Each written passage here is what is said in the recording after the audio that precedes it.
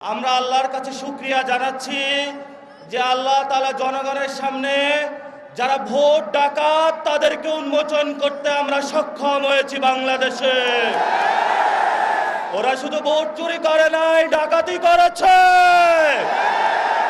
আমাদের সুস্পষ্ট অনেকগুলো দাবি রয়েছে। আজকে নির্বাচনের পরে 11 দলীয় যে ঐক্য রয়েছে, আমরা জনগণের সামনে উপস্থিত হয়েছি। আমরা প্রথমত বলতে চাই, পার্লামেন্টে যে ভোট ডাকাতরা গিয়েছে, জনগণের সামনে আমরা বিরোধী দল হিসেবে হাজির হয়েছি।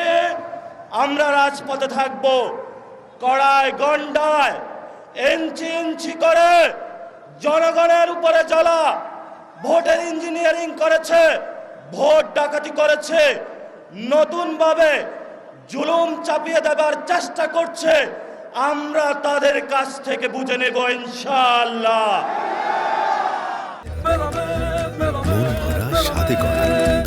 New Zealand dairy, excellence in quality. আমি সংক্ষিপ্ত কথা বলবো। আমাদের ভাই শহীদ উসমান হাদি আজকে আমাদের মধ্যে থাকতে পারতেন।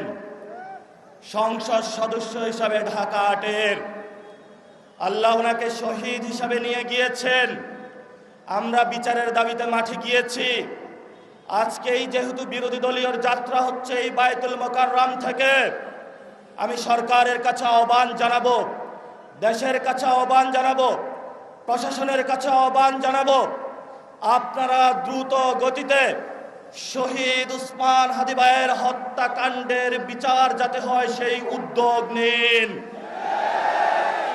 আমাদেরকে এতদিন বলা হয়েছে বিচার এবং নির্বাচন মুখোমুখি দাঁড় করাবেন না। আমরা মরিয়া প্রমাণ করিলাম যে আমরা নির্বাচন বিরোধী নই। এখন সময় এসেছে শহীদ উসমান হাদি ভাইয়ের হত্যাকাণ্ডের বিচার করতে হবে। তৎকালীন সময়ে সংস্কারের নিয়ে বলা হয়েছিল, সংস্কার এবং নির্বাচন বিরোধী করার চেষ্টা চালানো হয়েছিল, ট্যাগ দেওয়া হয়েছিল ওরা নির্বাচন চায় না।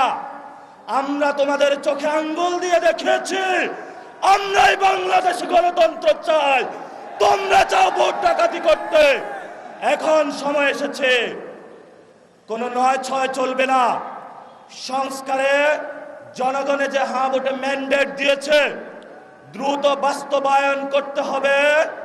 সাথে সাথে বাংলাদেশে সন্ত্রাস, চাঁদাবাজি, দখলদারিত্ব বন্ধ করার উদ্যোগ নিতে হবে। এবং নির্বাচনের আগে আমরা এই বায়তুল মোকাররমে দাঁড়িয়ে একটি প্রটেস্ট করেছিলাম। ভোট ডাকাতির জন্য আমাদের জামাত ইসলামের এক ভাইকে খুন করা হয়েছিল। আমরা বলেছিলাম আমরা আবার আসব, দ্বিগুণ হয়ে আসব। এসেছে দ্বিগুণ হয়ে। আমাদের ভাইয়ের হত্যার বিচার বুঝে নিতে হবে। রাজপথ সংগ্রাম জারি রাখতে হবে।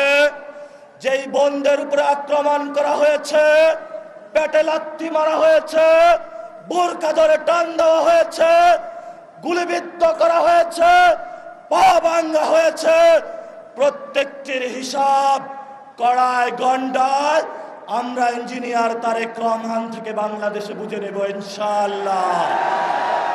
আমরা একমাত্র ভয় পাই কার কাছে? আল্লাহ ছাড়া আমরা কারো কাছে ভয় পাই না। হে মালিক, তুমি আমাদের রক্ষাকারী, তুমি আমাদের রিজিক দাতা। যারা এই বাংলাদেশে জনগণ 17 বছর অপেক্ষা করেছিল, আমাদের অধিকার ছিনিয়ে নিয়েছে, ভোট ডাকাতির মাধ্যমে ভাইদেরকে হত্যা করেছে। আরশের মালিক তোমার মালিকের বিচারে আমরা বিচার রেখে গেলাম। তুমি তাদের দৃষ্টান্তমূলক শাস্তি বাংলার মাটিতে জনগণের সামনে করবে। আমরা আজকে তোমার মসজিদের সামনে বিচার রেখে গেলাম। বাংলাদেশের মানুষ হতাশ হবেন না। লা তাহজান ইন্নাল্লাহা মা'ানা, আল্লাহ আমাদের সাথে আছেন। শক্তি বাড়ান, ভয় নাই, জয় করব আমরা ইনশাআল্লাহ। আরো দ্বিগুণ হয়ে পার্লামেন্টে যাব।